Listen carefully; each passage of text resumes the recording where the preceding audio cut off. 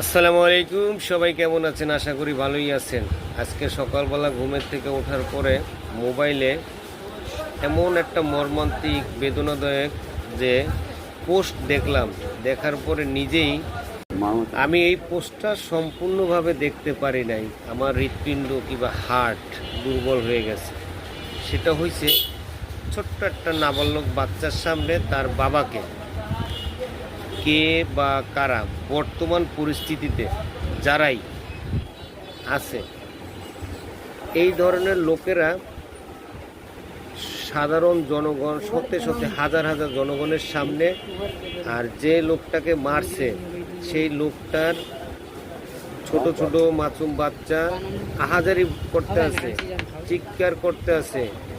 ওই ভদ্রলোকের ওয়াইফ সহকারে তার বাচ্চারা সহকারে সবাই আকুতি মিনতি করতে আছে। তারপরও এমন হিংস্র জানোয়ার পুরুষ, তাদের দিলে কোনো মায়া দয়া মহব্বত বলতে কিচ্ছু দেখলাম না।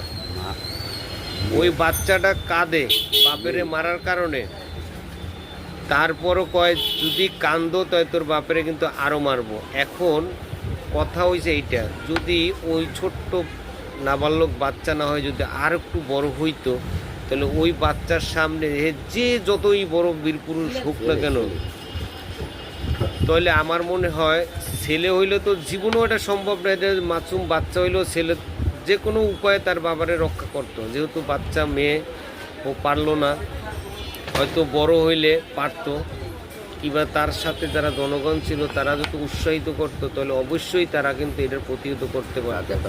জনগণ তো আছে, আশেপাশের জনগণ প্রচুর লোক, তারা কিন্তু ভয়ে কোনো কথাই বললো না যে একটা লোককে কেন মারো, সে যত বড়ই অন্যায় করুক না কেন।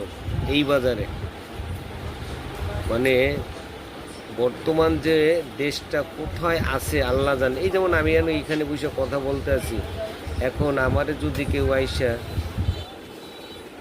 মনে করেন শুরু করে, আশেপাশের লোক শুধু তাকাইয়ে দেখবে কিন্তু প্রতিহত কাউরই করবে না। তাহলে মানুষ যদি বোবা বানানোর চিন্তা করে, তাহলে আমি মনে করি যে আমি আল্লাহর কাছে কবো যে আল্লাহ তুমি অতি তাড়াতাড়ি অন্ধ বোবা কানা বানাই দাও। কারো তা দেখবো না, কারো তা বুঝবো না, কারো তা শুনবো না, অতি তাড়াতাড়ি আমার বোবা কানা অন্ধ এই দুনিয়ায় বানাই দাও। ঠিক ঠিক,